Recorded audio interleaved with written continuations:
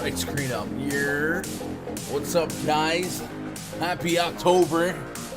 It's Friday. Oh, 1 second. 1 second. Uno, dos, tres.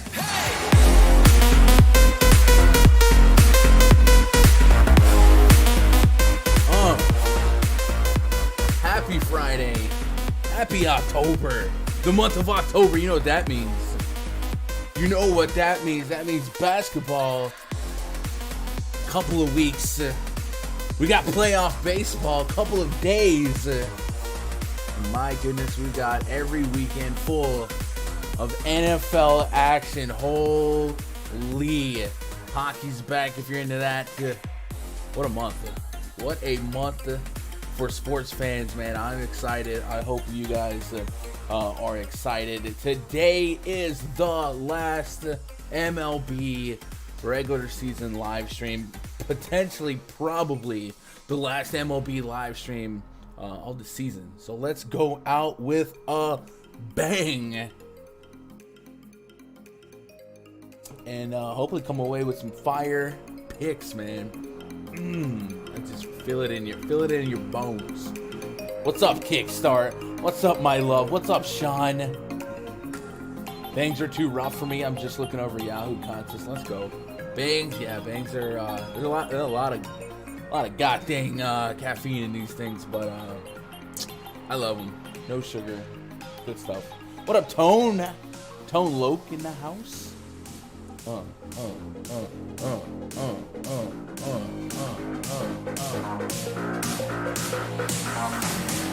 it.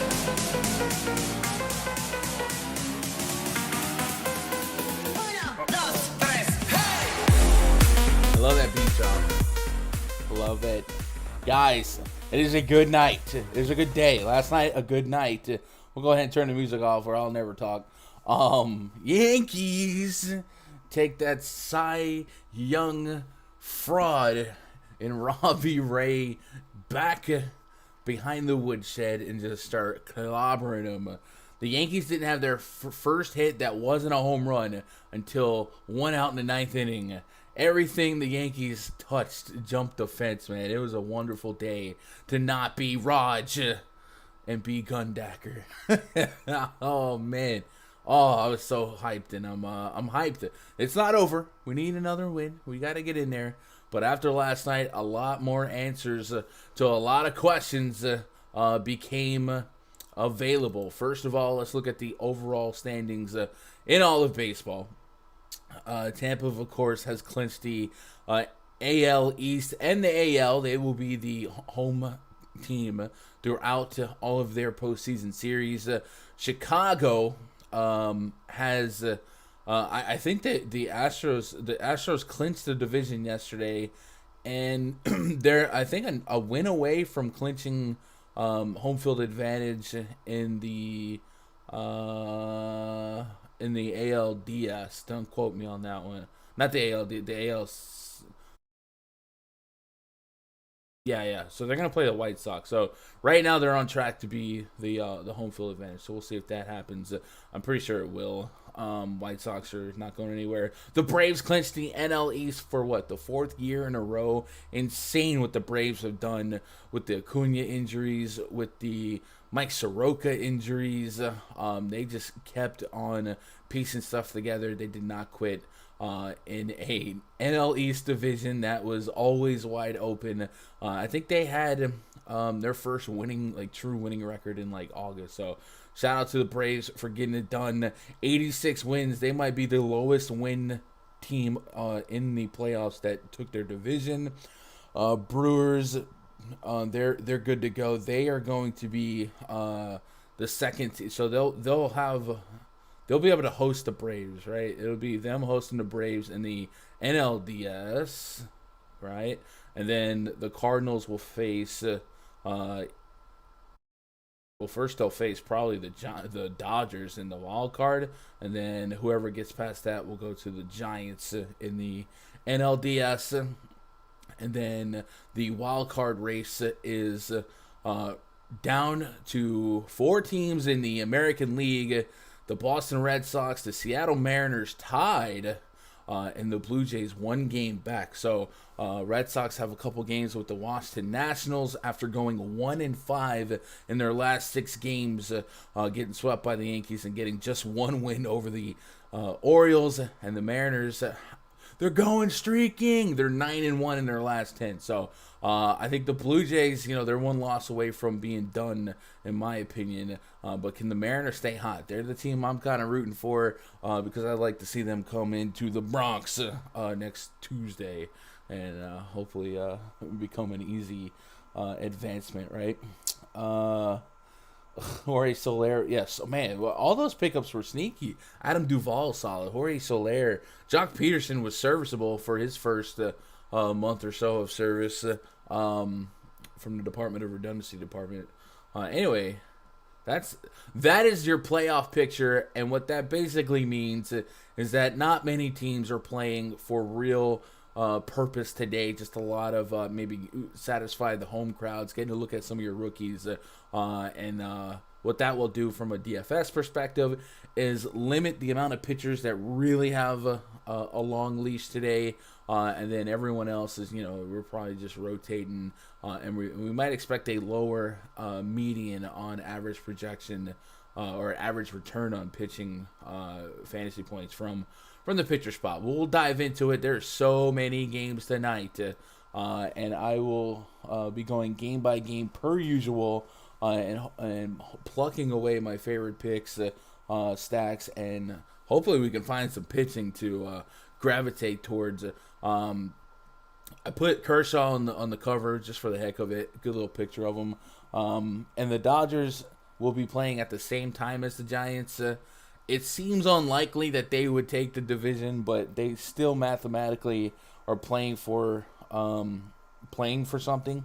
But I think at some point they might be able to look up at the scoreboard, and if the Giants have a solid lead on their game, They don't have to get too aggressive in the end, and they can start bubble wrapping the antiques, right?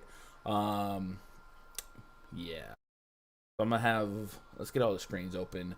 Just taking a look at the top of the pitching player pool. Alcantara, Framber Valdez, Clayton Kershaw, Alzolay's in the mix. Is this Alzolay's like one of his first games back? I feel like he's been out for November 26th. He pitched the 27th. Okay, I've been missing these Alzolay. I guess he's been out of the bullpen. That's what it was. Oh man, that dude used to cost me some bread earlier in the season because his metrics always look good and his results were always bad. Mcclanahan is on the bump, but yeah, there's a lot of day 4 pitching in the pool today. So a couple landmines here, a couple landmines there. We'll try and come away with some of the best options. What up, Sean? Michael, So I have the RunDFS.com MLB VIP spreadsheet ready to go. What's up, Josh Jennings here? What a mouse. Like I said, this will be the last MLB live stream on this channel. It seems like if I did postseason content, it would seem like a recorded version would be more applicable because we're dealing with 1 to 3 game slates, or unless it's a 2-day slates or something like that.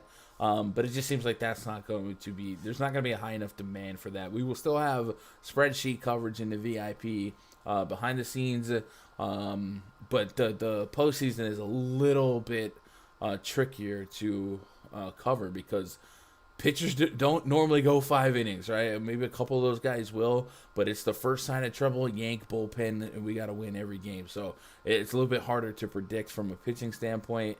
And then, of course, all the best teams made it to the playoffs, so usually all the best pitchers are there. You don't project a ton of scoring anyway. So definitely no live streams for MLB after today. If you want to catch the final live Gundacker MLB stream, I do believe tomorrow morning. Let me double check, but I'm pretty sure tomorrow morning it'll be me on the Osmo channel. I want to say with EMAC. I'll have that answer for you in just a second.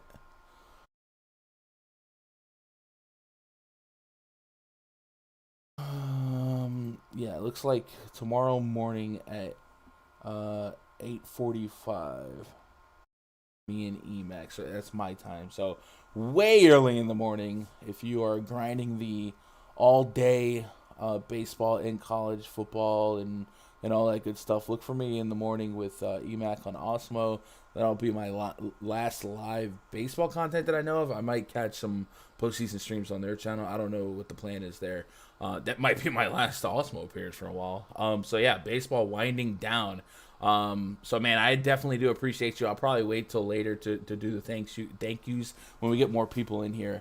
That Tatis bomb last night just landed, bro. Fernando Tatis homered outside of Dodger Stadium, and Aaron Judge hit a ball that I literally never saw land. Like, I'm not even making this up. Like, I've watched the replay over and over and over, and I don't know where the ball went. It like disintegrated. It was a massive shot over Robbie Ray. The first homer, not the second one. The first one, I never saw it land, and I keep watching the replay, and I cannot track the baseball. So, maybe, just maybe, I'll be able to slow-mo it and find it later. But my goodness, so we saw some big ones yesterday. And shout out to Judge, man. I watched that man's pinky explode Sunday night in Fenway, and then he's come back with some big games when his team needed it most, right?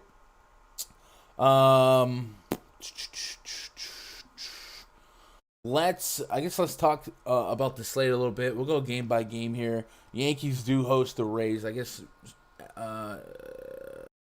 got Fangraphs open. I guess that's all I need. I guess I can open up StatMuse just in case, and then we'll probably need to reference MLB.com a few times with a couple. Who's that on in the lineup today? Did you guys do all right last night?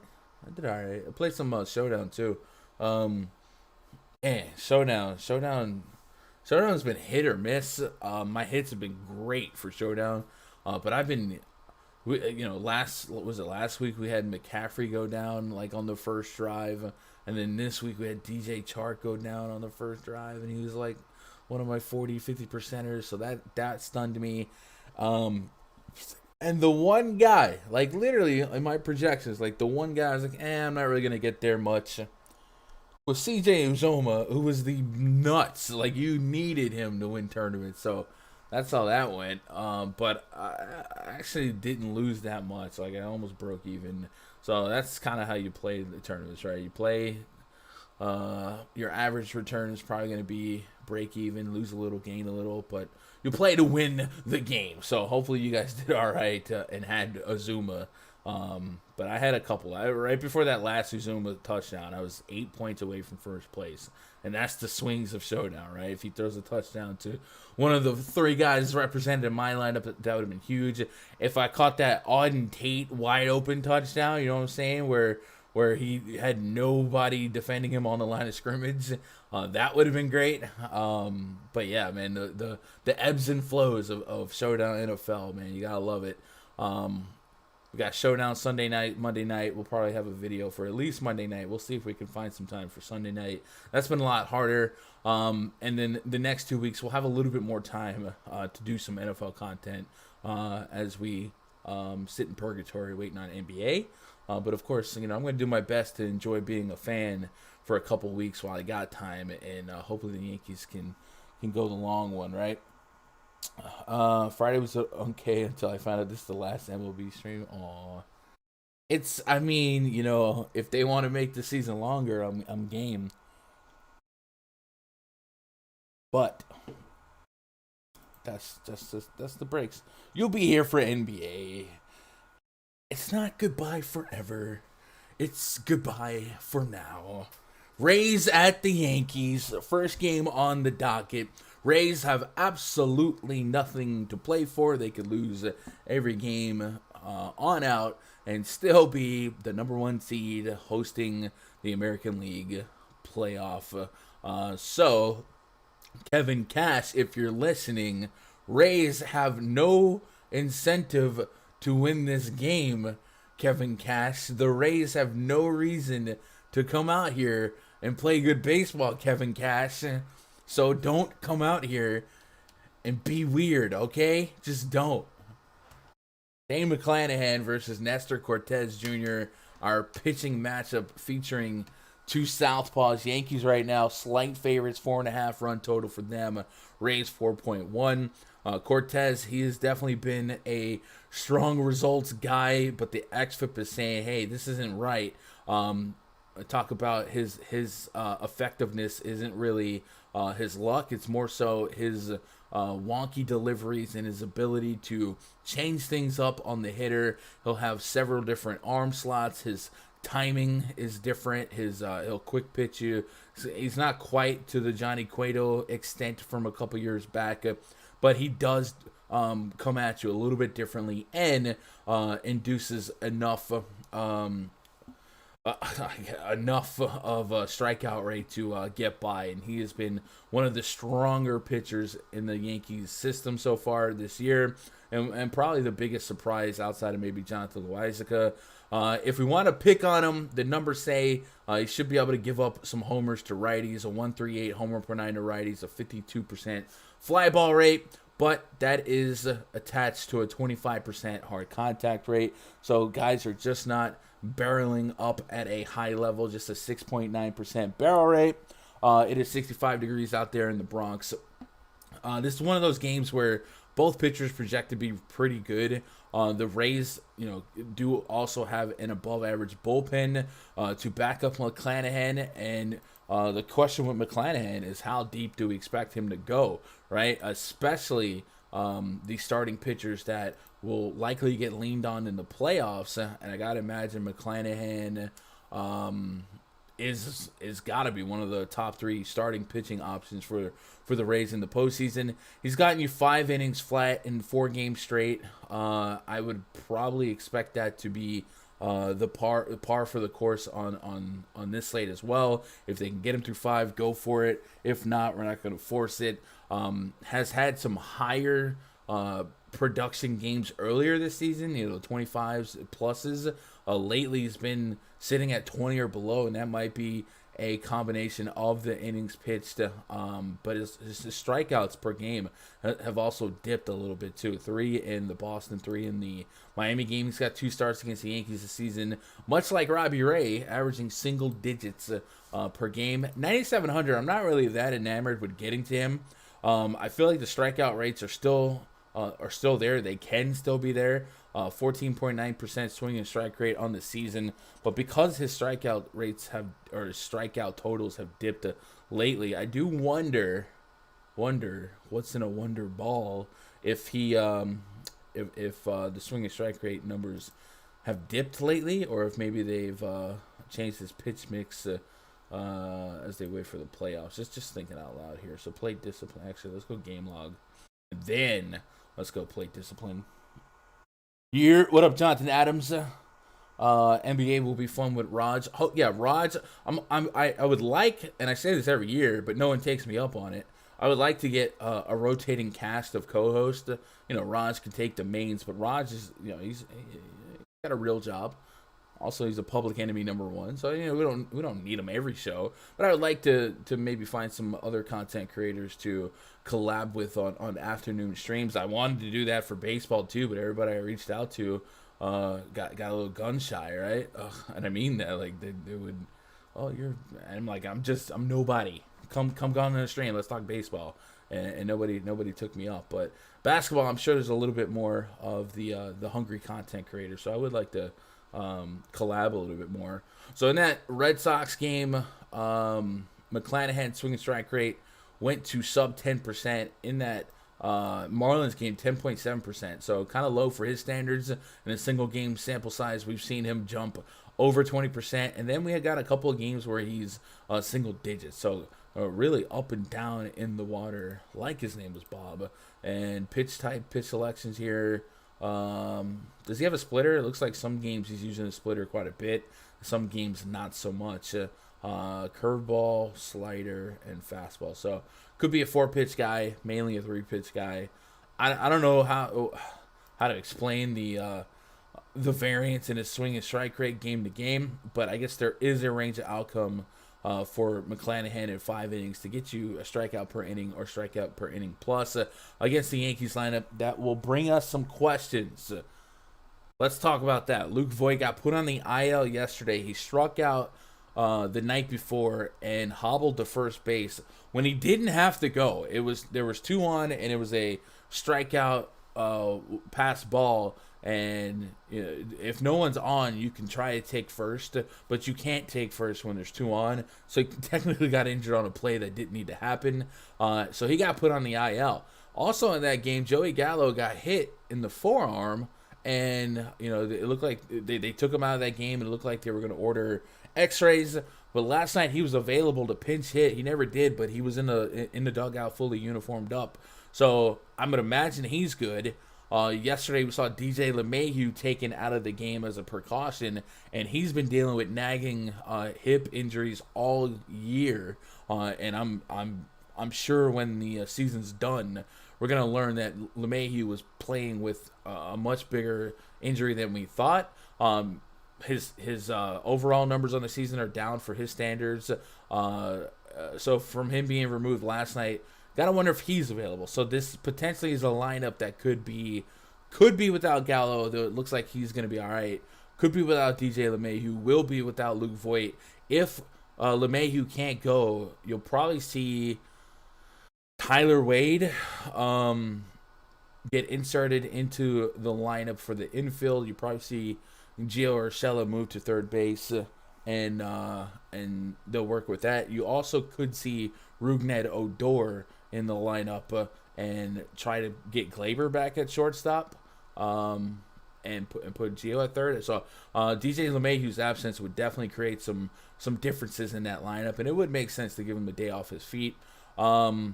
They get access to Bronxy again today. Bronxy, a pet I'm not making this up, a pet turtle that apparently they got that the timeline it coincides with their recent win. I don't say win streak, but their recent winning ways.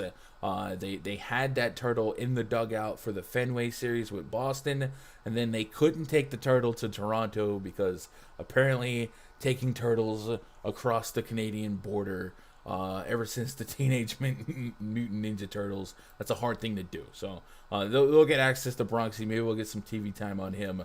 But matchup-wise, there's not much against Mcclanahan to love. He's a ground ball pitcher. He has given up a higher average to lefty, so maybe Rizzo can dip into that. However, you might expect that to regress as he is just a 2.35 xFIP to lefties. If you're playing the Yankees, you're probably just playing them hoping they're low owned. You've been able to get them at a decent ownership last couple days.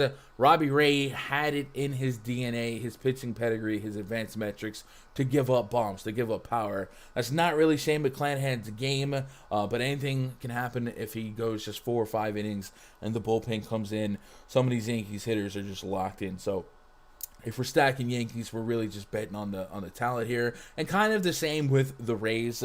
Wander Franco's been absolutely amazing for them. Nelson Cruz is definitely somebody I don't mind against lefties if he makes the lineup.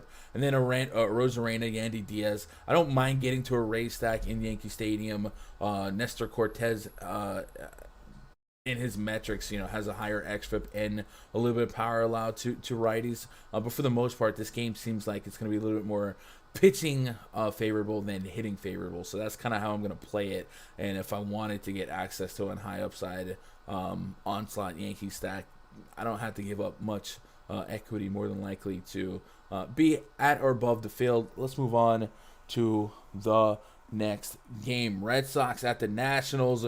Red Sox have to win. Every game is a playoff game. So while they're busy pushing Kike Hernandez in the cart, they're also taking fat L's, and you hate to see it.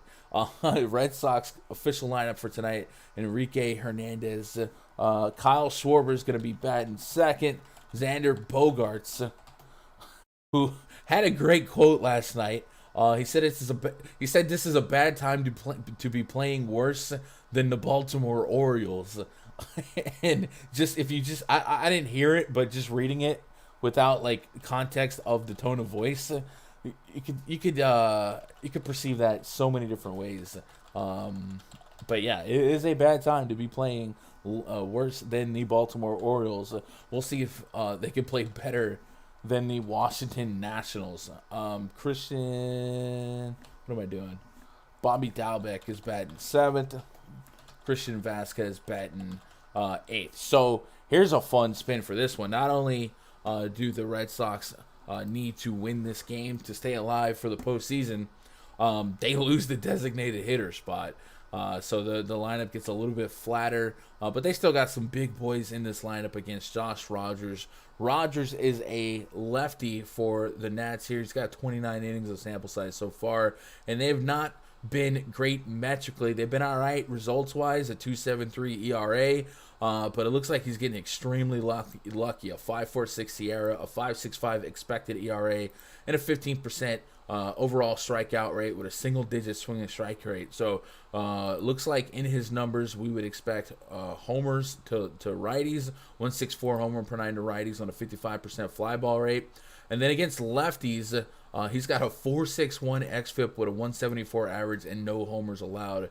But the batted ball data is giving him some fly balls to lefties. So, hey, if you're at the Red Sox slot machine, man, you probably don't get up for the rest of the year, right?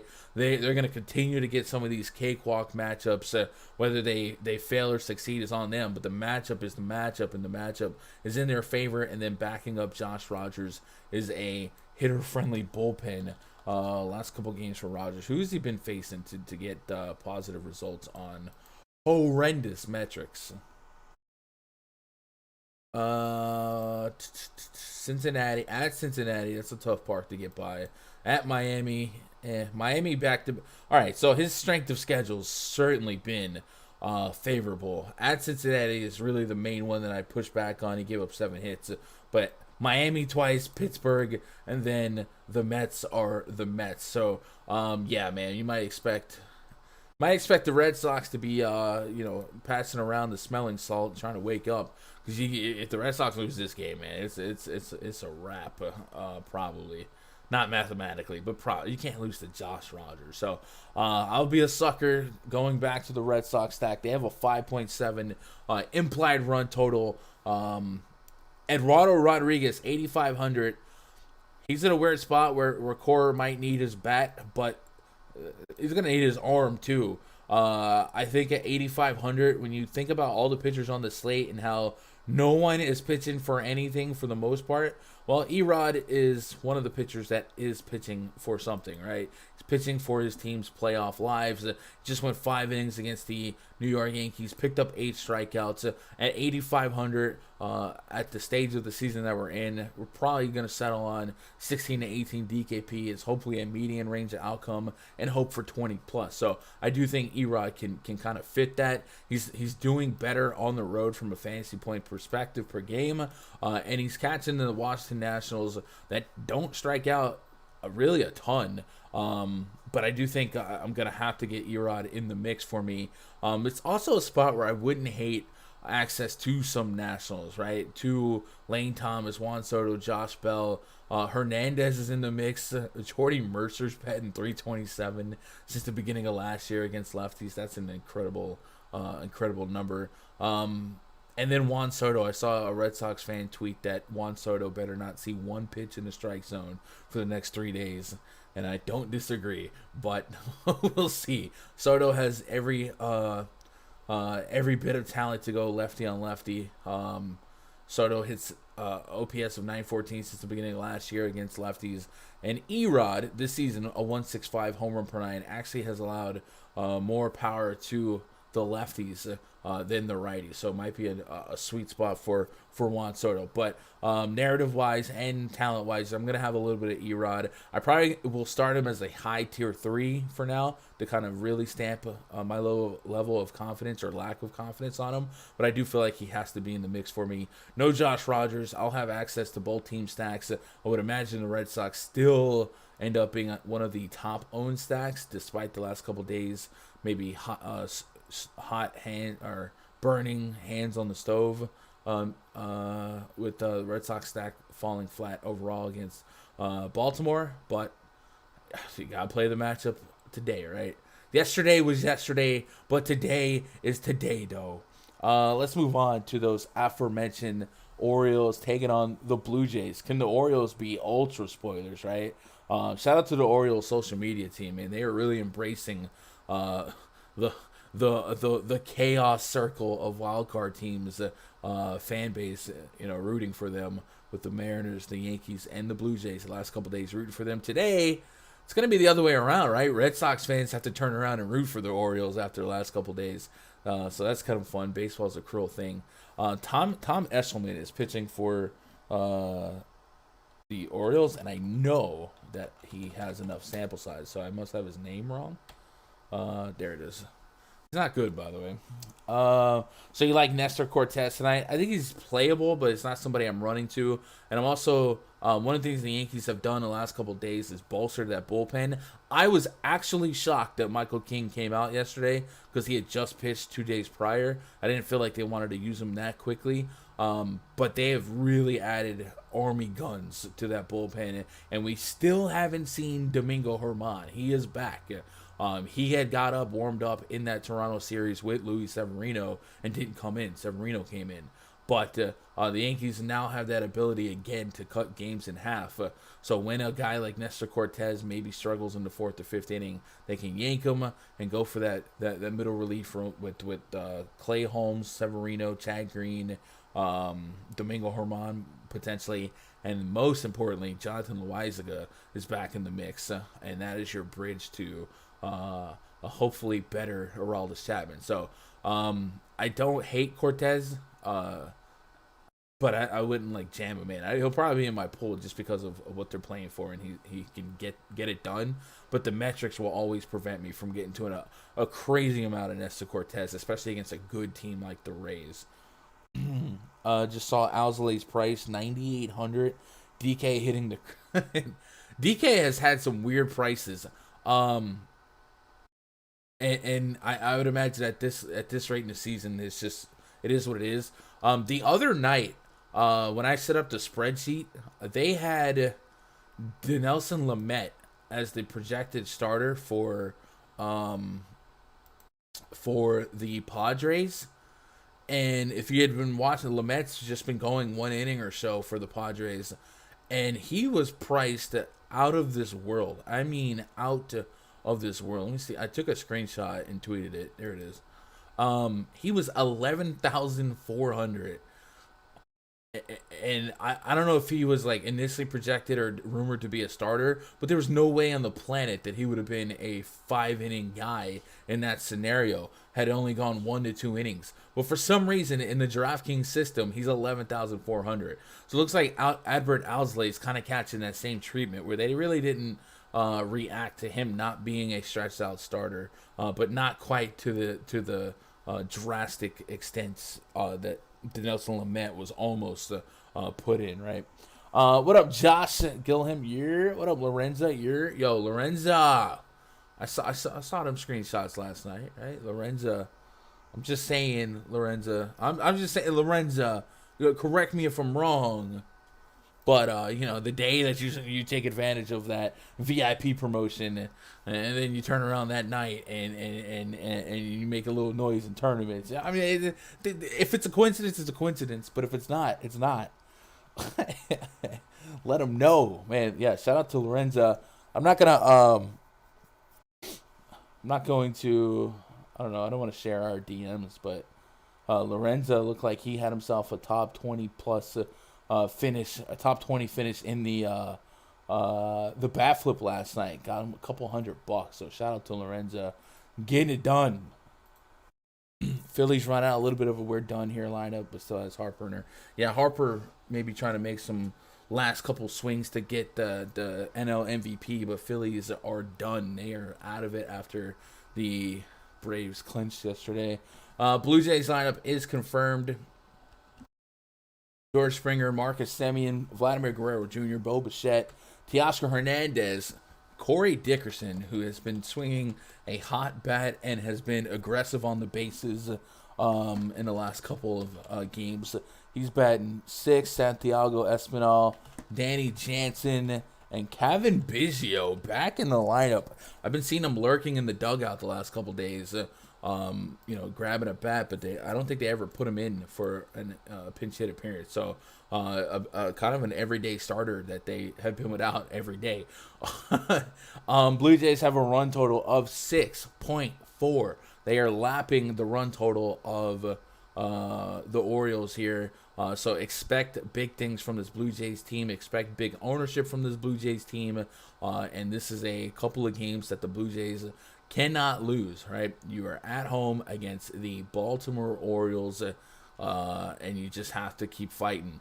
Unfortunately for the Blue Jays, they are behind the Seattle Mariners by a game, and the Mariners catch a series with the Angels. So if the Blue Jays went out and the Mariners went out, the Mariners would still be above the Blue Jays in terms of that second wild card spot if the Red Sox lose another game, right? So every team has their plan of action. But Blue Jays gotta go full on Blue Jays here. So because of the sense of urgency here, and everything, like the Blue Jays team stack is probably going to be one of the highest owned stacks on the entire slate.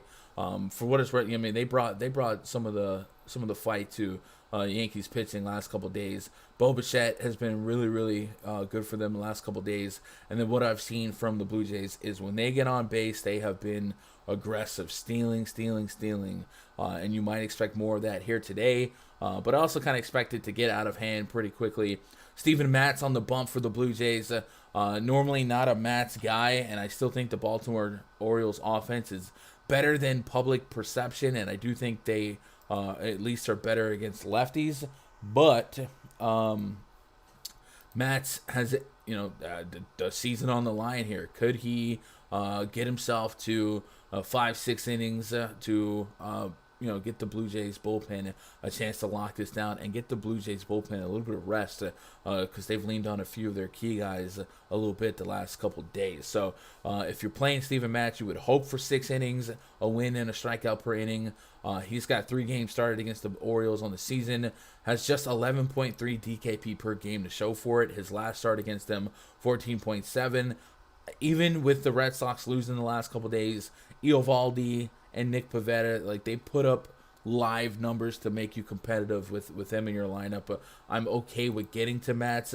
I do think Pivetta and Eovaldi have more strikeout stuff than Matz does, but Matz can keep the ball on the ground and keep the runs at a minimum, right? If I'm looking at Matz's matchup here, the Orioles will likely only have Cedric Mullins batting from the left batter's box, so we isolate his righty splits. 4.42 xFIP, 20% K rate, 253 average allowed, a little bit over 1 home run per 9. The ground ball rate higher than the fly ball rate, with the hard contact being sub 30%. So yeah, you're looking at him to eat some innings. If he gets some strikeouts, cool. He can. But I would have him in the back end of the player pool. Him and Erod probably going to be my tier 3 area for now. And then the Orioles, they seem to embrace their role in this chaos. And like I said, a team that can hit lefties a little bit better than I think the field perceives. And they have some fun names to click on depending on who makes this lineup. Mountcastle, Austin Hayes, Trey Mancini, all guys I can get to. Cedric Mullins is an easy guy to get to. We saw Tyler Nevin, Phil Nevin's kid, be a active part of that offense yesterday. Gotta imagine they let him run it back. It is your guess as good as mine as who might actually make this Orioles lineup. But if the last couple days are showing us anything, it's not like they're playing with their heads down, right? The Orioles haven't been playing for anything for months, so I don't mind some Orioles back of the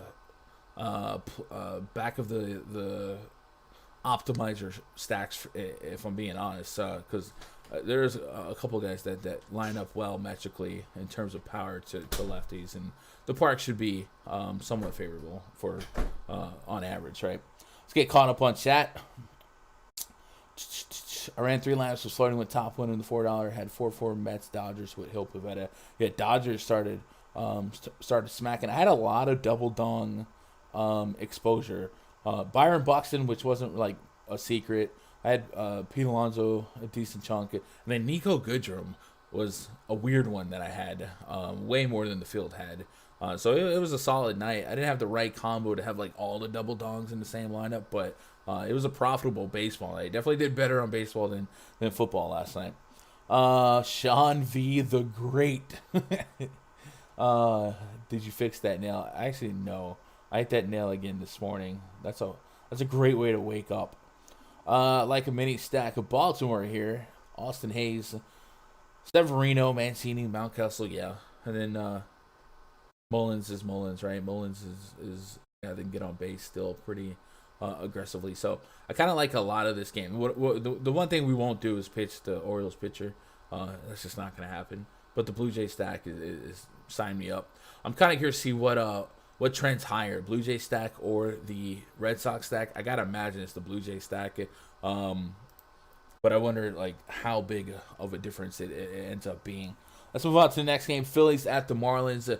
Phillies season ended yesterday. Their lineup today: Odubel Herrera, Ronald Torreyes, former Yankee great, Bryce Harper, Brad Miller, Didi Gregorius, holy lefty Batman, Freddie Galvis, Travis Jankowski, holy cow, Andrew Knapp. So only Ronald Torreyes is batting from the right side of the plate for the Phillies today, going against Sandy Alcantara. For what it's worth, Alcantara splits to lefties, definitely a little less impactful for fantasy than it splits for righties. Just a 21.5% K rate to lefties, where he has a 26.7% K rate to righties. But his ground ball rate still really high, 48.4%. Hard contact rate way below league average. One thing with Alcantara that I want to double check, but I feel like he's been extremely elite at home in Marlins Park and a little less so on the road. Yeah, at home he's averaging 22, on the road 16. 3 games against Philly, 18 apiece. Does he have Philly at the house lately? Um, Obviously, Marlins Park projects better than Citizens Bank Park for pitchers. So I am kind of curious to see if we can split Alcantara's home versus lefty splits, just to see if we can feel a little bit better. Because I had intentions for Alcantara to be one of my more sought after pitchers tonight. I don't think that lineup's going to let me change much, but it is interesting that Joe Girardi decided to go all out with the lefty. So home versus lefties, K per 9 is 9.12, and on the road it's sub 7. So that does go up a little bit. 254 BABIP, 338 xFIP, 107 WHIP. So looks like he's been able to pick up strikeouts against lefties a bit more in Marlins Park. So because of that, I will have Alcantara interest. He is one of, I believe, only 4 pitchers on the season to have over 200 innings pitched. So he's been a rock for this lineup. So 6 innings in all but one of his last 10 games, with the one game being an appearance at Coors Field. Yeah, man, he's giving you every right to go out there and eat 5-6 innings, maybe get you qualified for that quality start on FanDuel at 9,300. And looks like we can maybe expect a little bit more in that strikeout rate. The Phillies that do strike out: Bryce Harper, Brad Miller, Freddie Galvis, Andrew Knapp, and then the pitcher spot. So yeah, you can give me a little bit of Alcantara. Ranger Suarez starting here for the Phillies at 8,800. Definitely will never push back on pitching against the Marlins. Yesterday we watched Rich Hill be serviceable. Day before we saw Taijuan Walker be a pretty solid play. 8,800. I'm really looking to get to that 20 DKP. And Suarez has he has a chance to do it. Coming off a CGSO against the Pittsburgh Pirates. Kind of crazy. He goes from like a closer to a guy that can pitch a complete game in the same season. But here we are. And now he gets a Marlins team that, if it is this projected lineup, we got a ton of massive strikeout potential. 30% plus on Chisholm, 40% on Sanchez, Lewin Diaz, 47% on Alex Jackson so far. So a lot of strikeout potential for his 11.2% swing and strike rate. And the Marlins really haven't shown a propensity to really go extra platoon heavy. So if he gets a little bit more lefties, right now I got 3 lefties. He has a 32% carry rate to lefties. So I don't mind Suarez. I don't mind putting both these pitchers in the same lineup and trying to throw a blanket over the win, and hopefully you get, a pitcher's duel. Both pitchers will be in my player pool. I don't have any interest in much hitting wise here. If a Harper fell into a lineup here or there, so what? I wouldn't push back. I really don't think I have any Marlins in the player pool. Yeah, it would just be Harper basically, right, in this park. And even Harper's not somebody that I would probably expect to get to. But if I looked up and went through lineups and he was there, I'm not gonna take him out. Let's get caught up on chat. Trey Mancini's due.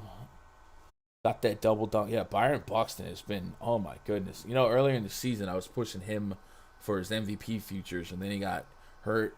I don't think, even if he was continuing the pace that he was on, right, this was Ohtani's season no matter what. But man, healthy Byron Buxton is living up to some expectations that a lot of people gave up on last couple of years. What up, Dave Jones, channel member? Is the Cubs stacks viable in tournaments on DraftKings? My goodness, you would probably be on such an island that you would need to make friends with a volleyball. I mean, viable, sure. Looking at it, they have a 3.5 run total.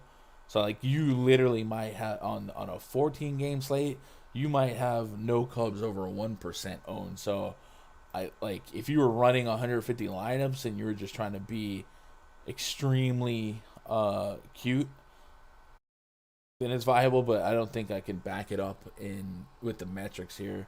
And they're in a pitcher's park. A bad. It's just, I'll say I will have no access to the Cubs stack. Yankees lineup did come out. We'll go back in a minute and get that checked out. But Gary Sanchez not in the lineup, and DJ LeMahieu not in the lineup. So it looks like they went the Rougned Odor route. Odor can play some third base too, by the way. But Higashioka catching 3 days in a row. Wonder if there's anything behind that. Because he caught Garrett Cole, he caught Kluber, and now he's catching Nestor. I wonder if they're secretly saying we don't trust his defense in a game that we want to win, or if he's hurt. Something to watch for. All right, let's move on to the next game here. Braves hosting the Metropolitans.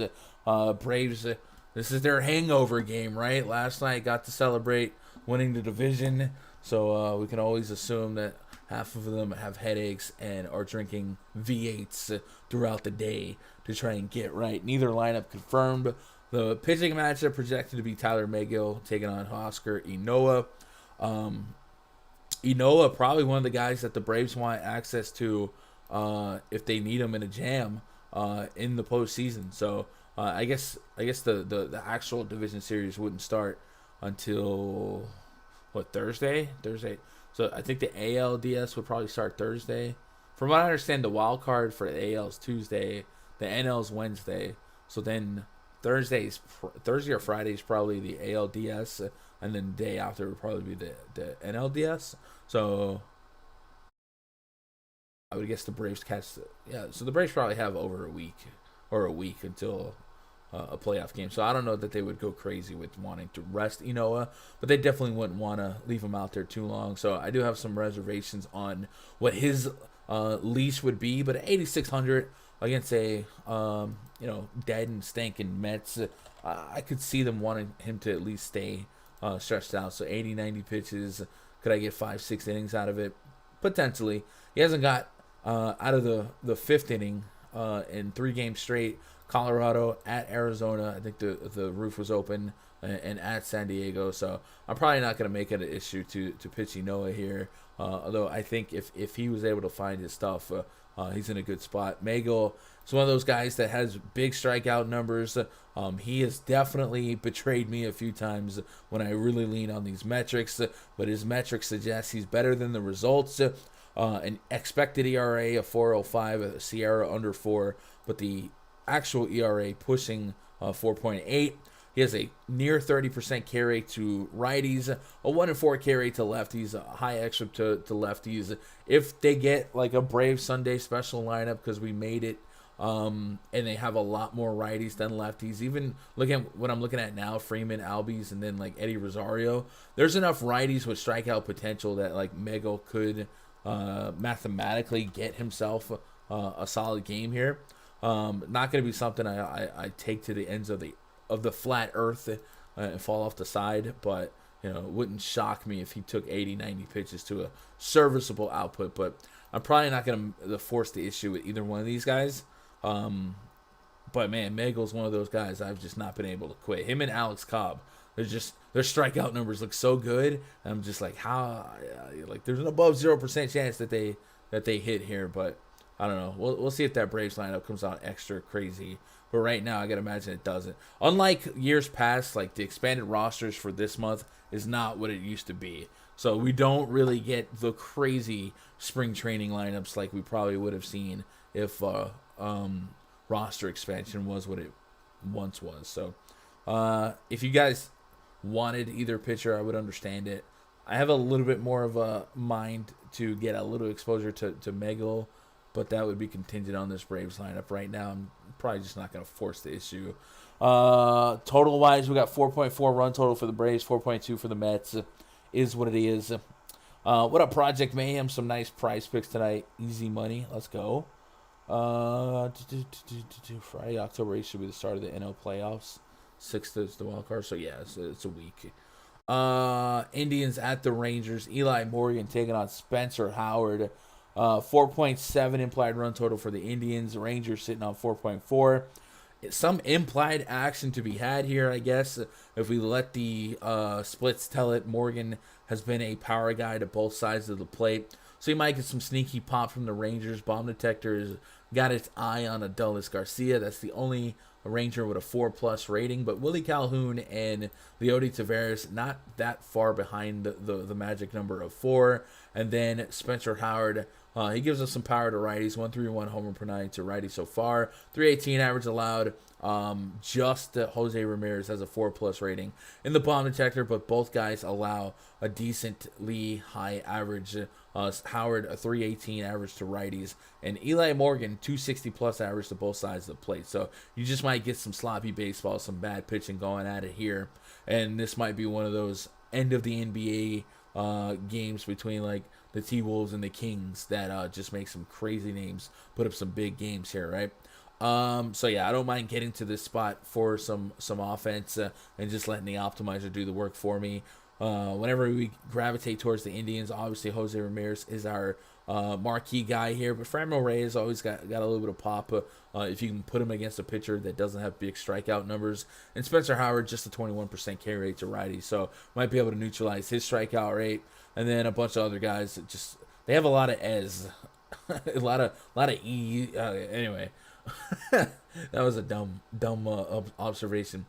So yeah, I'll be on this game for offense, but it's not one of those spots where I'm going to specifically key in on one person. Just going to kind of let the opto do the work here and fill it in, and then just probably get to maybe 5-6% of each stack and see what happens, right? Let's move on to the next game. Tigers at the White Sox. Willie Peralta taking on Lance Lynn. The Tigers have a 3.2 implied run total. The White Sox sit on 5.4. Lance Lynn 9,500 on DraftKings. The White Sox, I guess, technically could take the Astros, but they're not. I'm pretty sure it's just like what we got now is what we got. So we expect the Astros to have to go through Minute Maid when that playoff series starts. And Lance Lynn, one of the guys that I was wondering if LaRusso would be hesitant about, Rodon, Lance Lynn, Dylan Cease, all those guys that are going to be big guys for you to lean on in the playoffs. There is no reason to put these guys out here too long in a meaningless baseball game. Like I would assume that they're not gonna imagine that they're going to run down the Astros here, all right? They would have to win out, and the Astros would essentially have to lose out. 6 innings from Lance Lynn in his last outing, 105 pitches.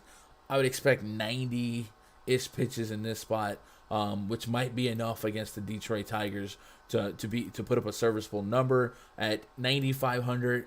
If I think 18 is a median range of outcome, and I think it kind of is, with 20+ being out there as well, I'm gonna get into it. So I will have some Lance Lynn here. I'm gonna give him 90 pitches in the K factory against this projected lineup. Kind of see what it spits back in terms of strikeout rates. 90 pitches give me 7 strikeouts. So yeah, I'll take some Lance Lynn. Is there a Lance Lynn PrizePicks prop worth taking a look at? Lynn.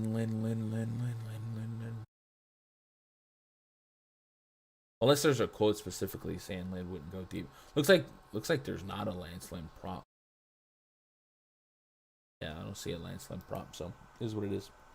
Willie Peralta, you did your thing, dog. That's gonna be a no for me. Willie Peralta, a pure contact guy, going against this White Sox team. Tim Anderson was handed down a 3-game suspension, has opted to appeal it. I don't know if there's been any follow-up on that out there, and if the league's going to fast lane that appeal process. This may end up being one of those things where he has to serve at the beginning of next year. and then we have extra value on Cesar Hernandez, right? So if he does play, yeah, he's definitely in play against Willie Peralta. Peralta has allowed a high average and some power to righties, and then of course if they get through Peralta, they get into this bullpen. Definitely a spot where the White Sox offense could put up some crooked numbers over a 5-run total.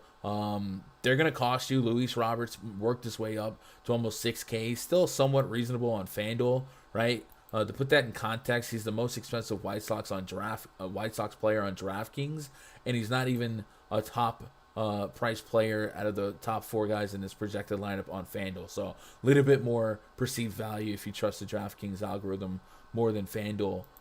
So maybe you get to him a little bit more on Fanduel. At 5,800, when hitters start getting to that 6K range, you almost need that home run, or at least the home run points, 14, 15 as a floor. And even that doesn't make him nutty, right? So if you can get to him, I do think there's going to be a couple of mid-tier pitchers that we put in the pool that's going to offset, the stress of the price points on some of these White Sox bats. So I'm in on the White Sox stack. In on a little bit of Lance Lynn. Out on the Tigers, out on Willie Peralta. Do we just blindly take, at this point, do we blindly take the pitcher against the Marlins? I guess so. But I think today's pitcher against the Marlins is actually pretty good. Ranger Suarez isn't a bum. So I wasn't running towards Taijuan Walker the other day because I felt like, hey, I can just get Max Scherzer and Frankie Montas. So, well, Max Scherzer was not what you want. So Taijuan actually ended up being an incredible play. And then yesterday I took a little bit more Rich Hill, which he didn't kill you, but he didn't drop astronomical numbers. But yeah, that Marlins lineup has a lot of implied strikeouts in it. They are not good. Twins lineup is out. John Gant on the bump for them. The Royals lineup just came out, so we'll get that punched in. Whit Merrifield, Nicky Lopez, Salvador Perez, Andrew Benintendi, Carlos Santana, Hunter Dozier, batting 6th. Adalberto Mondesi, Michael A. Taylor, and Cam Gallagher out there smashing pumpkins. Smashing pumpkins? Are you kidding? I'd love to do that. 4.8 your run total for the Twins. Royals are at 4.8 as well. So it's a pick 'em. The temps out there in Kaufman, 70+ degrees. So we might get a spot where, I don't know. Only 9 innings of Heasley. Maybe we do a little vetting process here and kind of remind ourselves what Heasley was bringing to the table in the minors. But John Gant, he's one of those guys, like, he's not a great pitcher for fantasy, but from a real life perspective so far, he's been eating innings, right? 106 innings on the year, and he has a 54% ground ball rate against righties. Doesn't give up much power to either side of the plate. The problem with him is he walks people. 17% walk rate to lefties. Not what you want. 13% walk rate essentially to righties. If he can't find the strike zone, he creates the propensity of the big inning, and then he's got to hand the ball over to his bullpen. His bullpen's not really locked down. Heasley in the minors this year, 21 starts, 105 innings pitched, 120 strikeouts, a 1-2 whip. So the whip's not great, not terrible. More strikeouts than innings pitched. That's a good sign. How about the power? So, when we hit splits, he is allowed 9 homers in 39 innings to lefties. That's not good. 9 homers and 62 innings to righties. Also not good, but not as bad as his lefty splits here. So if we expect those splits to come, and so far so good, 6 home run per 9 against lefties in his major league sample size. So Jorge Polanco and Max Kepler, they're not going to not homer against what I'm looking at, right? So look at those two to look pretty good in the bomb detector. Yeah, they do. Normally I would point at small sample size and say, okay, that's ridiculous. But look at his minor league numbers. He gives up homers to lefties, and the strikeout rate so far wasn't there against them. Now, the strikeouts he might start finding the strikeouts. Did have 55 strikeouts to lefties in 39 innings. But, man, that's a lot of power. That is a lot of power. Also had 13 walks in those innings. So, not a great pitcher. Not a great pitcher. So I do like the twin stack here. 4.8 run total. Yesterday they did well for me. You can give me Buxton, Polanco. I'll run that back. I'll take Donaldson, F it. And then Kepler and Sano, sure. Kepler actually profile is really good here for the homer, but Sano's been a guy with a incredible barrel rate when he does make contact, and so far Heasley has not struck out a righty yet. So give me some Twins for sure.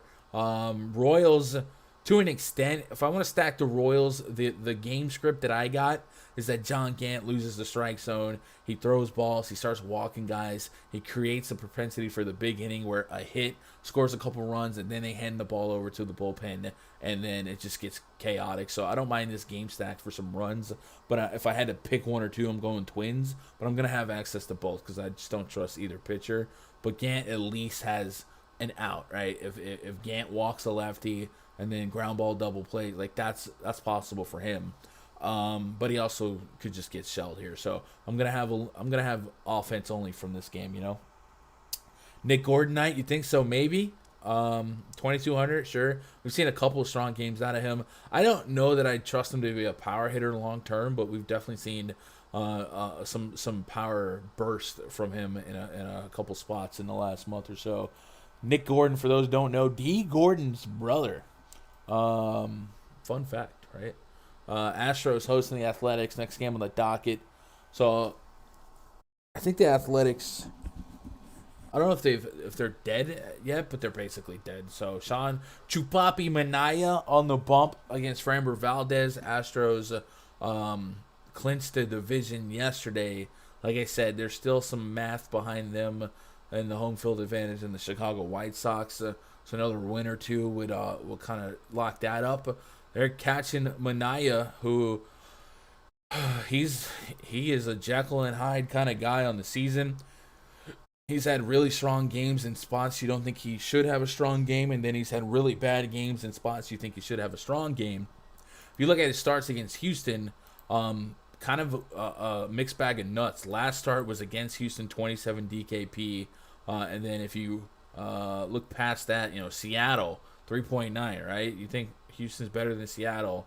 Kansas City, same song and dance. And then the White Sox, that's a good team, 32 DKP. The Blue Jays, that's a good team, 27 DKP. And then you come back down here, the Rangers, the Indians, 2 and -3. He doesn't make much sense, right? Fails in the spots that he should succeed, succeeds in the spots that he should fail. No matter what, like mathematically, pre-flop, we let the metrics tell the story. Not going to have a lot of interest and a lot of confidence against the Astros, but I would probably open him up to 5% in the back end of my player pool, just because there is a world where he continues to be wonky and get those good results. The Astros, I guess they're one of the hangover candidates after their celebration yesterday, right?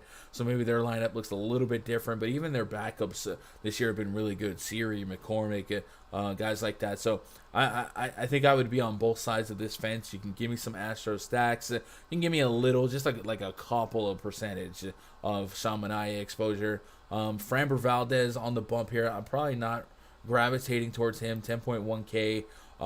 Just a 20% carry to righties, 30% carry to lefties. It's going to be a really righty-heavy lineup, more than likely. So I can isolate that 20% and not expect a ton of upside at 10.1K. So probably not going to get to Valdez much, if at all. And Manaya, like a little bit. If it didn't happen, it didn't happen.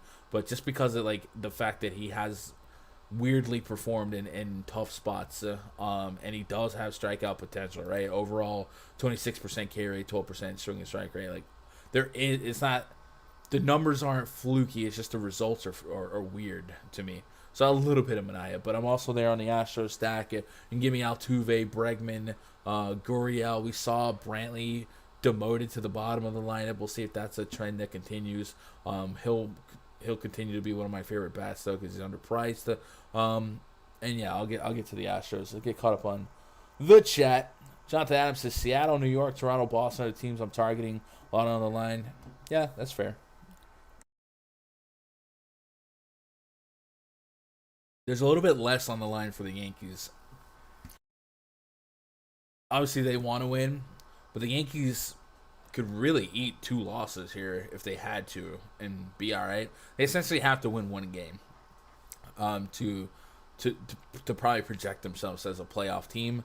So they are not breathing as heavy as Seattle, Boston, and Toronto. The matchup with what's on the line and the matchups, Boston and Toronto project extremely good. Then of course Seattle catching a decent spot against the Angels, but offensively, Boston and Toronto should be putting up touchdowns tonight, right? Let's move on to the next game. You got to pitch Noah. Is that a play on words, or is that a real statement? You like Enoa? I feel like I'm not in love with Enoa, but definitely wouldn't want to push someone off him that's on him for whatever reason. Adbert Alzolay taking on Dakota Hudson. Cubs at the Cardinals. Cardinals 4.6 implied run total. Their lineup is confirmed. Don't have a confirmed Cubs lineup. Alzolay has not been going deep. Matter of fact, he's been coming out of the bullpen a decent chunk for them, I believe. So 3.213, 2 innings. At 10K, you just can't, right? Like, you just can't. Even if you were a sucker like me for his righty splits, you can't expect more than 70 pitches out of him. Probably just sits at 50, and it's just a bullpen game to end the season on the road. So, I can't play Alzolay. If he was 6,700, like his Fanduel price on DK, maybe I would flirt with it against a righty-heavy lineup, but I'm not going to get there. Dakota Hudson on the bump for the Cardinals. Definitely not a shutdown pitcher by any stretch, but his results have been worse than his advanced metrics. Expected ERA. Well, actually, it's only 3 innings of sample size, so I'm not even going to go down that lane. Dakota Hudson also just might not be playable because of potential lack of pitch count. Let's see what we're dealing with from him. 3.2 innings against these Cubs, 9 fantasy points, 61 pitches.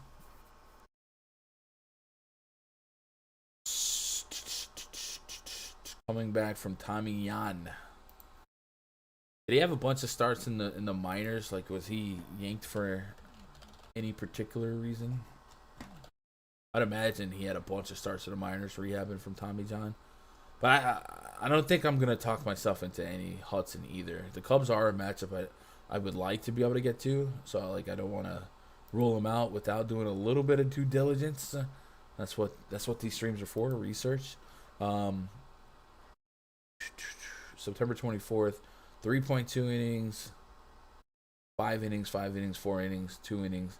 So I don't really have a pitch count attached to these starts, but it looks like even in his rehab stints, 5 was the max, and he's not really getting strikeouts. So I probably can sit this one out on Hudson as well. If I wanted to pick on Hudson, looking at last year, he had a high walk rate to righties. Never really had a massive power problem. Somebody had asked about the viability of stacking Cubs here. For what it's worth, the Cubs have just a 3.5 run total, but that just might be the template for the Cubs at this point. You don't expect them to do much. If I wanted to stack the Cubs, I'd be betting on talent more than anything. We've seen Rafael Ortega be a fantasy beast. Another big game from him, I think, yesterday. We've seen Schwindel be a positive. We know that guys like Patrick Wisdom have power. Is Wisdom hurt? I don't see him in the projectum lineup. Patrick Wisdom.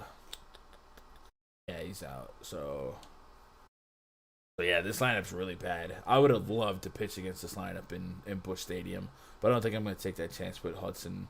6,800, do you think he gets 13, 15? Maybe.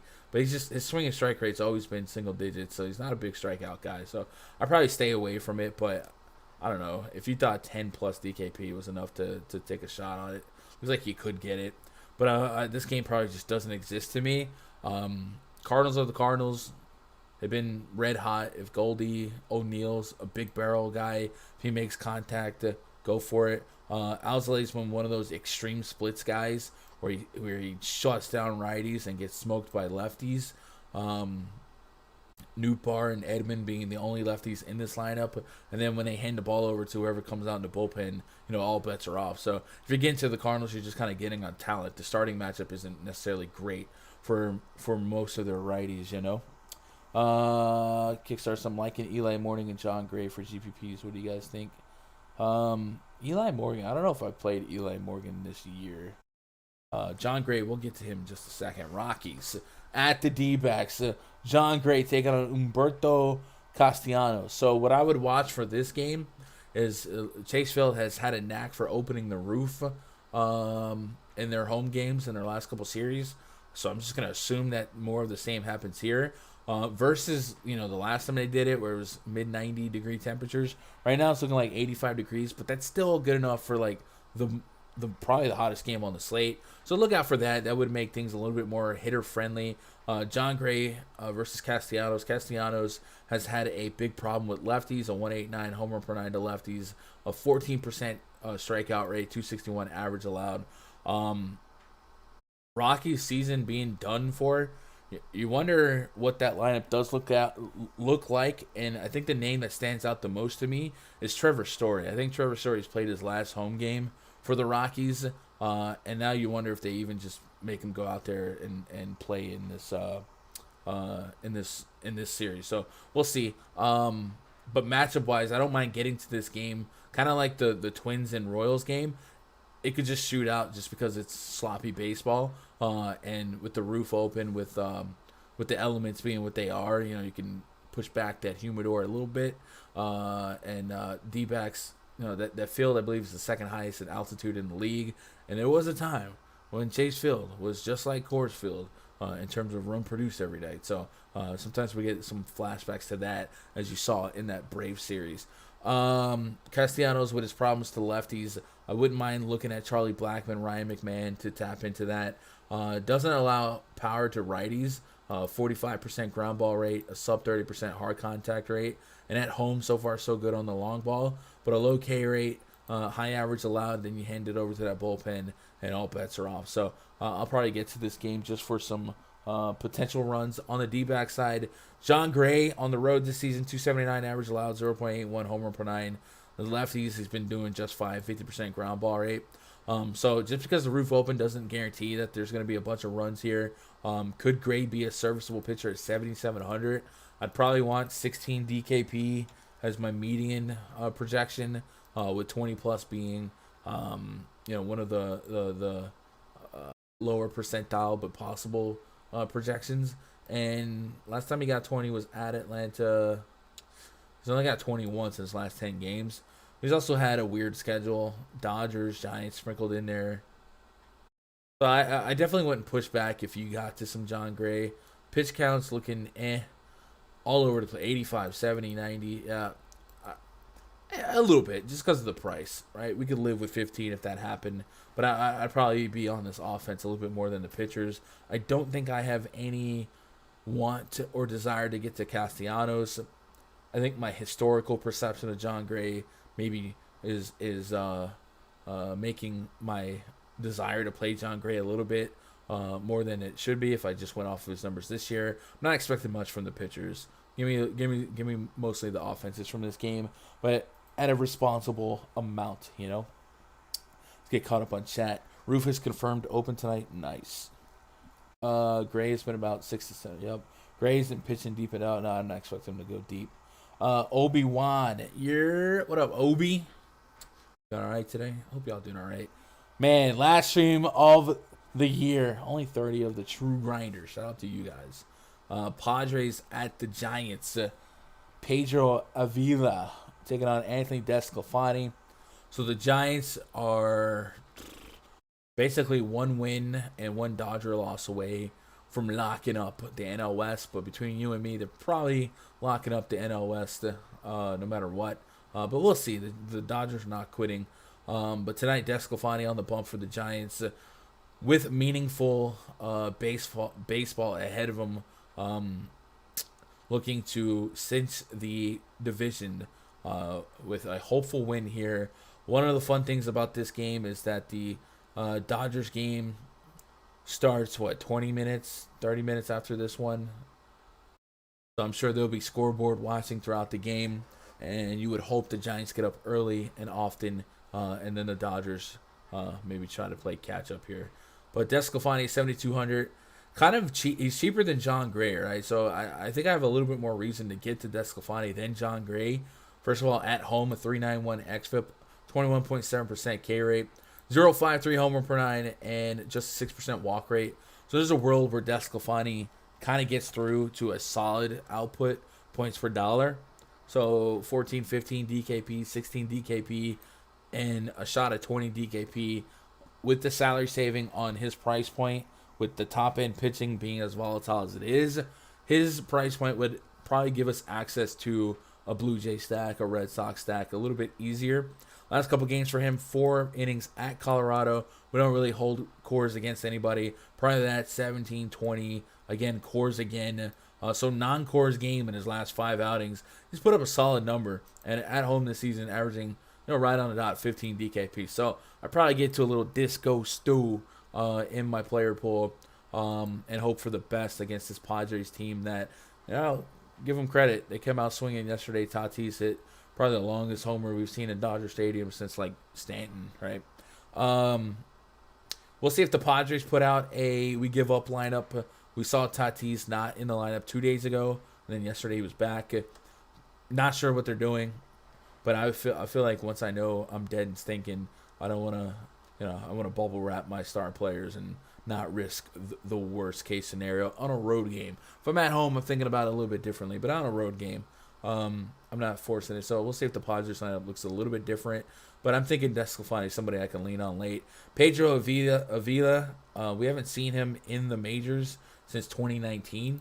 So maybe we go check out what he's been up to in the minors to know if we want to be on or off of a giant stack.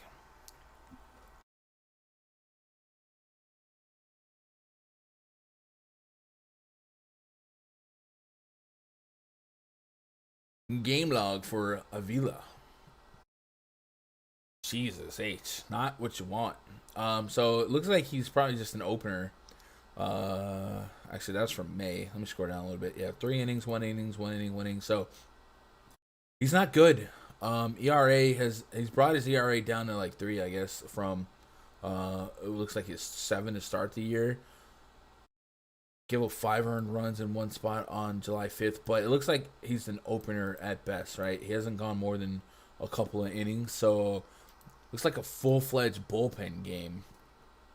Does DraftKings suggest a long man for the Padres? I had Nismat listed this morning. I guess it's wide open, but I had Chrismat at Nismat, so I guess maybe we look at the bullpen usage for the Padres. I mean, they like yesterday, they just let Vince Velasquez out to dry. They were like, we don't care, eat innings, we got to go. So I had Chris Matt listed as the potential opener this morning. Maybe we look at him. Obviously, Detweiler might be in the mix. Who knows? But imagine it's this top half. Tim Hill might. Tim Hill's more of a lefty specialist. So yeah, maybe near Lamet with 24 pitches 2 days ago. It's gonna be full on bullpen. I'm not gonna sit here and guess. If we want to play the Giants, we'll play the Giants. They have an implied run total of 5.4. That's one of the highest on the entire slate. So take that for what it's worth. And that's the quality of pitching that the Padres have to select from for this game. So I'll take the regular suspects. The Giants stack is pretty cheap, all things considered. Everyone under 5K. So I don't mind getting to them in a bullpen game. Give me a little bit of Desclafani. Obviously, if you fell on some Tatis and Machado, I'm not pushing you off of that. So far, so good in terms of power allowed to righties for Desclafani. But that could change against a Tatis or a Machado. Let's move on to the next game. Angels at the Mariners. Jose Suarez taking on Marco Gonzalez. Angels with a 3.4 implied run total. Mariners 4.2. So really low run total, all things considered. Marco Gonzalez with your season on the line. 8,400 for him. Going against an Angels team that, well, I cannot quit you. I keep pitching against this team and it keeps burning me. I don't know that I get to Marco Gonzalez against the Angels here today, but you see why I'm a sucker for pitching against them, right? Look at these K rates. 40% on Brandon Marsh, 31% on Ohtani. Jared Walton. By the way, Ohtani might be a guy you watch last couple days. These road games, there's less and less incentive to play him. Even if you think it's an MVP related thing, he's got the MVP. If he doesn't play another snap, he probably wins MVP, right? 27% on Jared Walsh, Max stats C20. So there's a lot of potential strikeouts in this lineup. So that's why I keep taking average pitchers with strikeout stuff against him. Marco Gonzalez, not really a strikeout guy. This year against lefties, 20% K rate. Against righties, 18% K rate. So he's still kind of a contact fly ball guy. But maybe he steals a few more in an important spot for this team. Suarez on the bump for the Angels. Has been solid against righties. 201 average allowed, 0.64 homer per nine, 50% ground ball rate. Ironically, against lefties, his numbers really, really drastically decline. Kyle Seager is probably a guy that you would look at here for a crazy lefty-on-lefty home run call, huh? 18.9% K rate to lefties, a 2.5 home run per nine to lefties for Jose Suarez. And Kyle Seager has a 239 ISO against lefties since the beginning of last year. And he actually has a 4+ rating on the bomb detector, so it stands out pretty well. And then if Tom Murphy does crack the lineup, he is somebody I love to play against left-handed pitching. A 399 rating on the bomb detector. I love playing him against lefties. So Suarez is not somebody I project to give up much power to righties, so that's kind of offsetting his bomb detector number, but I don't mind him as a cheap catcher to put in the back end of my player pool. And the Mariners fighting for their lives here, right? So you guys mentioned the teams playing with a purpose. Although the Boston Red Sox and the Blue Jays matchup project to be way more offensive friendly for them, the Mariners have every incentive to go out there and be locked in the batter's box. To be aggressive on the bases, so I don't mind getting to the Mariners stack because they have a crowd. I can't remember the last time I watched a Seattle Mariners crowd where the crowd was there just like vocal, loud, and into the game for the Mariners. Every time I watch the Yankees there, it's like a Yankee home game, right? So good for them. You like to see Cinderella stories like that happen, and we would definitely like to see the Mariners overtake the Red Sox and the Blue Jays. So I will have a little bit of Mariners stack exposure. No Angel stacks for me. Marco Gonzalez, the pitcher, going to have to meditate on. You're just kind of hoping he eats 5-6 innings. Maybe he gets to a strikeout per. But for the most part, he's not really an upside pitcher based on what he brings to the table for strikeout numbers. But you see, it's not out of the range of outcomes to get 20+, 24 against this Angels team, 22 against the Yankees. So 18 to 20, I'd probably take. Like if you told me right now, Marco gets 18 DKP at 8,400, yeah, I'm throwing him in the mix. So I don't mind getting to him, but I'm not gonna be like tier 1ing him by any stretch, All right, one game left on the docket. Take a pause for the cause. Plug RunDFS.com. This weekend we got NFL Week 4. We got baseball throughout the weekend, and then, of course, we'll have playoff baseball next week. So while this is the last MLB live stream for the channel, we'll still have MLB coverage for the playoffs, meaning the spreadsheet will still be set up every day, still be the bomb detector, but it gets a little bit more wacky and variable because the times are staggered out, and pitching becomes a lot harder to predict in a postseason game. Starters can go 4 innings. So we still have coverage for that, though, and then, of course, we got basketball in a couple weeks. So if you guys want to be part of the premium side of things, that RunDFS.com VIP Discord, get into those pre-lock voice chats. I'll be in the voice chat grinding my lineups until lock today. Go to RunDFS.com, click VIP memberships, and find something that's right for you. If you've never been a VIPer before, try a week pass, see what you think. You'll get access to the NFL Week 4 spreadsheets and the baseball spreadsheets. And I tell you what, since there's only 30 of us here again today, we'll do the same thing yesterday. I never took yesterday's secret code off. So if you guys want to get half off a membership, even if you're an active member, you want to extend it, use promo code BANG, BANG. If you're watching yesterday, you know that's there. So if you missed out on it yesterday, still there again today, but I will be taking it down tonight. Houston makes me want to play Manaya. Did they throw out a Sunday special? We'll catch up on that game in just a second. What up, Josh Plays DFS? Doing all right? That's good, man. I appreciate you. Brewers at the Dodgers. Eric Lauer taking on Clayton Kershaw. Brewers are locked in, right? The NL is going to go through San Francisco or Los Angeles, most likely San Francisco, and then the Brewers would host the Braves, right? I don't think that can change or is likely to change. So, they're not playing for much of anything here, and they're just hoping their pitchers don't punch walls celebrating. Eric Lauer on the bump. He's a guy that you kind of just play to eat some innings. Has shown a little bit more strikeout propensity than even I expected from him. But against the Dodgers, I think I'm gonna be out on that. A couple of big fantasy point games for him, though. This is the strikeout numbers I'm talking about: 9, 6, 8. Cleveland, Chicago, the Mets. Strength of schedule definitely in his favor. You put him against a big boy lineup tonight, like the Los Angeles Dodgers, that still have every reason to go out there and just let fate take its course, try to get wins, and hope for the Giants to lose. I'm not likely to get to Eric Lauer in this spot. Dodger stack is got a run total of 4.9. They keep coming in pretty low owned, and they keep, they're swinging inspired baseball bets. So I'm going to keep stacking them. I will say Lauer's metrics are fine to pick on. A 1.4 homer per 9 to righties. Fly ball rate, elevated. Hard contact rate, 38%. I'll take that. Does have a little bit of a walk problem to lefties as well. You might see a staggered lineup. Definitely holds lefties to a little less power, but I think if the righties can get to him, they get into his bullpen. I don't think you're going to see a lot of the elite names out of the Brewers bullpen. At least I wouldn't expect it. Like, I don't expect a lot of Josh Hader down the stretch. You know what I'm saying? We'll see. So give me the Dodger stack. Now, Clayton Kershaw, I think, is an interesting topic point. Because even if you thought that Dave Roberts and the Dodgers, like, let's say the Giants put up 10 runs in the first inning, and the Dodgers see that, do the Dodgers not stretch out, or, like, not give Kershaw a chance to continue his stretching out? Because this is kind of like a dual...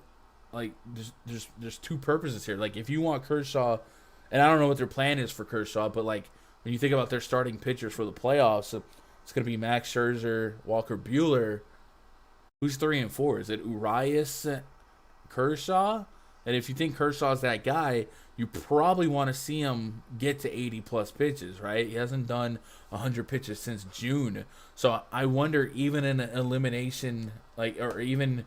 if they're confirmed wild card guys by the time this game or they perceived to be, would they not try and let Kershaw at least stretch out?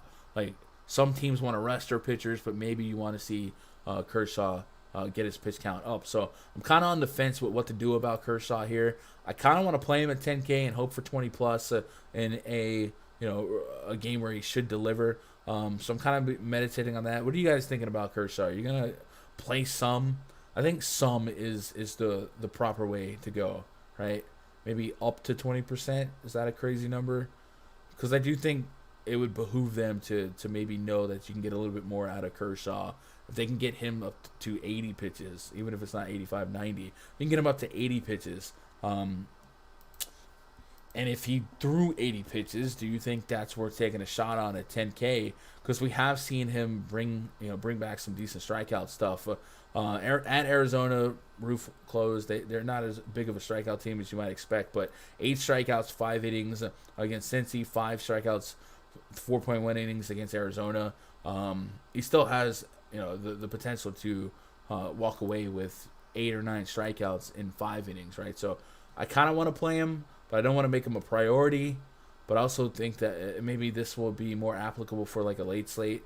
I also think, like, no matter what, like, I feel like you would want Kershaw to show you he can go 5 innings. That's just me talking to it too, That's it. All right, so that's all the games. We're gonna go back and get some of these lineups updated. Reminding myself to ask you guys to hit that thumbs up button. The content for the channel going forward, even though this is the last MLB live stream, we'll have a little bit more NFL. Don't hold me to it yet, but I would like to do an NFL live stream just to test out to see if we have a market for it.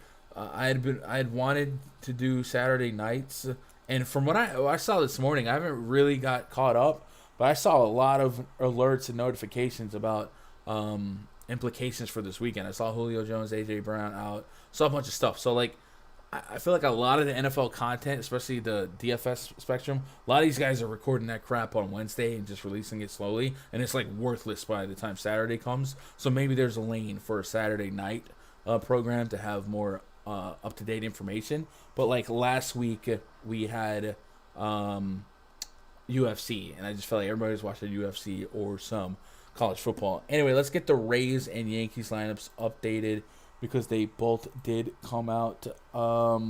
Randy Arozarena is let's go home. Oh, snap. Mouse. Let's go home. Yeah. Thanks, Gun, for an awesome MLB season. Your daily grind, surely appreciate it. Your content helped me crush it this season, so I owe you a lot more, but the wifey would kill me. Oh, man, I appreciate that, dude. That's love. Shout out to Josh, crushing it every day. Screenshots and a bomb detector aficionado, man. I appreciate that love, Josh. Randy Arozarena, Wander Franco, Nelson Cruz, Yandy Diaz. So he went from projected cleanup guy to or leadoff guy to cleanup guy. G-Man Choi, former Yankee great, batting fifth. Manuel Margot, Joey Wendell. Mouse, you should have took that 25 and bought a week pass. Hello? If you want, I'll make that happen for you, man. You don't have to just donate, bro. Get a little something back. If you want, DM me on Twitter, and I'll get you a week pass at rundfs.com. Gleyber Torres leading off for the Yankees. Anthony Rizzo, Aaron Judge, Giancarlo Stanton, Joey Gallo. Gleyber or Gio Urshela is batting sixth. Brett Gardner, Kyle Higashioka, Rugned Odor. All right, so Yankees lineup is that. So a little bit different, right? Gleyber leading off is interesting, but Gleyber's been a lot better lately than he has been on the season. So swinging a really good bat right now. I like to see that. Thought that maybe they would lead off. I guess that's the right guy to lead off here. So I like that. What cheap stack do you like the most? The Twins count as cheap. And Twins are all under 5K. Probably the Twins. Probably. I don't hate that game, by the way. All right, so anything else come out here? Orioles lineup is not out yet. Phillies lineup is out. We already had that. Rangers lineup is out. Willie Calhoun, kind of for Leffer, Adelis Garcia, Nate Lowe, Andy Ibanez. Ooh. Took a pill in Ibanez. Leody Tavares. Mouse, I appreciate you. If I could, like, I don't know. They don't have like a donate to viewers button, but these streams, you know, you guys that are in here literally every day. Like I said, in a couple weeks, we're gonna have a couple hundred people every day watching basketball streams. But baseball is the one that it takes passion to grind this every day, because the variance is stressful. The dog days of summer is a lot to absorb. There's weather, there's pitchers, there's scratches, there's a lot of stuff going on. And I get it. It's not for everybody, and it's the least popular sport, but it's kind of been my lane, and I love it from a real life standpoint. To me, it's like the most beautiful sport on the planet. But these streams would be a lot less. I wouldn't be doing these streams if we still had 8-10 people watching, right? So for you guys to be able to push that to 30, and a lot of times, you know, before this week, before NFL came back, we were pushing 60s, 70s. We've definitely set MLB stream records. And again, that's going to be nothing compared to the average NBA stream. But man, you guys have made these streams worth doing. So I can't thank you guys enough for making that happen. And of course, you know, we've been able to collab with other big entities in the DFS space and get a little bit more credibility. So I appreciate you guys vouching for me and being here every day. So shout out to you guys. Pour one out for the chat. Nico Goodrum batting seventh. Willie Castro batting ninth. White Sox. Can't just run the clock out. You gotta give the other person a chance. Yeah, you're right. There's no blow. I mean, there's blowouts in baseball, but you know, I just love baseball from a real life spectator, man. It's such a beautiful sport. It really is. Travis Duarte, man, what's up, dude? You bad mother, man. I appreciate that. Tim Anderson is in the lineup despite facing a suspension. Luis Robert, Jose Abreu, Grandal, Eloy Jimenez, Moncada, Leury Garcia is batting seventh. Gavin Sheets and Cesar Hernandez. That's your confirmed White Sox lineup. Where are we at on time? 3:40. We're good. We did get that Astros and Athletics lineup too. We can get that punched in. Josh Harrison, Starling Marte, Matt Olson, Chatty Pendergrass, Jan Gomes, Chris Davis, Tony Kemp, and Pete Kozma. I feel like he played for the Yankees before. Like, I feel like I know that name for some reason. Now I gotta find this out.